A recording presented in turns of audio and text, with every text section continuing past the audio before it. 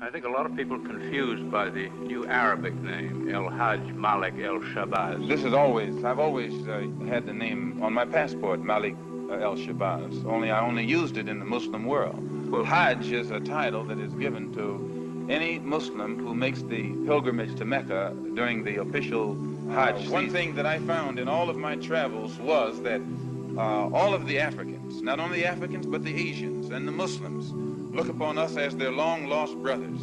And America had actually tricked many of them into a hands-off policy by giving them the impression that she was honestly trying to do something to solve the problem. My argument over there was designed to prove that it is impossible for the United States government to solve the race problem. It's impossible. Never have I witnessed such sincere hospitality and overwhelming spirit of true brotherhood as is practiced by people of all colors and races here in this ancient holy land, the home of Abraham, Muhammad, and all the other prophets of the Holy Scriptures. For the past week, I've been utterly speechless and spellbound by the graciousness I see displayed all around me by people of all colors. I've been blessed to visit the holy city of Mecca. I've made my 7 circuits around the Kaaba, led by a young Mutawaf named Muhammad. I drank water from the well of the Zamzam. I ran 7 times back and forth between the hills of Mount Al-Safa and Al-Marwa. I've prayed in the ancient city of Mina, and I've prayed on Mount Arafat. There were tens of thousands of pilgrims from all over the world. They were of all colors, from blue-eyed blondes to black-skinned Africans. But we were all participating in the same ritual, displaying a spirit of unity and brotherhood that my experiences in America had led me to believe never could exist between the white and non-white. America needs to understand Islam because this is the one religion that erases from its society the race problem. Throughout my travels in the Muslim world, I have met, talked to, and even eaten with people who in America would have been considered white, but the white attitude was removed from their minds by the religion of Islam.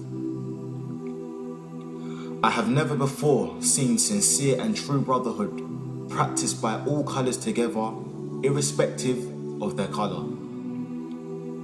You may be shocked by these words coming from me, but on this pilgrimage, what I have seen and experienced has forced me to rearrange much of my thought patterns previously held, and to toss aside some of my previous conclusions.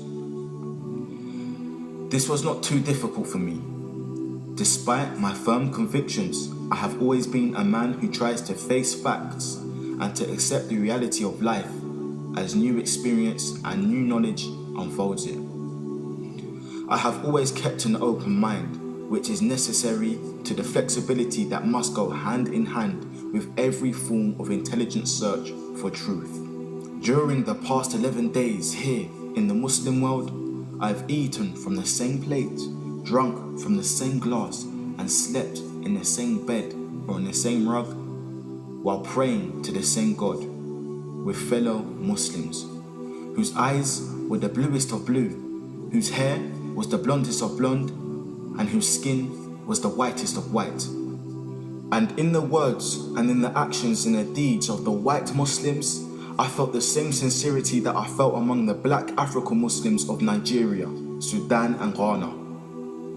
We were truly all the same brothers because their belief in one God had removed the white from their minds, the white from their behavior, and the white from their attitude. I could see from this that perhaps if white Americans could accept the oneness of God, then perhaps too they could accept the reality, the oneness of man, and cease to measure and hinder and harm others in terms of their differences in color. With racism plaguing America like an incurable cancer, the so-called Christian white American heart should be more receptive to a proven solution to such a destructive problem. Perhaps it could be in time to save America from imminent disaster, the same destruction brought upon Germany by racism. that eventually destroyed the Germans themselves. Each hour here in the Holy Land enables me to have great spiritual insights into what is happening in America between black and whites. The American Negro never can be blamed for his racial animosities. He is only reacting to 400 years of the conscious racism of the American whites. But as racism leads America up to the suicide path, I do believe, from the experience that I've had with them, that the whites of the younger generation in the colleges and universities will see the handwriting on the walls, and many of them will turn to the spiritual path of truth, which is the only way left to America to ward off the disaster that racism inevitably must lead to. Never have I been so highly honored. Never have I been made to feel more humble and worthy. Who would believe the blessings that have been heaped upon an American Negro? A few nights ago, a man who would be called in America a white man, a United Nations diplomat, an ambassador, a companion of kings, gave me his hotel suite and his bed. Never would I have even thought or dreaming that I would ever be a recipient of such honors. Honors that in America would be bestowed upon a king, not a Negro. All praise is due to Allah, the Lord of all the worlds. Sincerely, Al-Hajj Malik Al-Shabazz, also known as Malcolm X. So Malcolm became Al-Hajj Malik Shabazz, who made Tawbah. He took his Shahada. He performed his Hajj.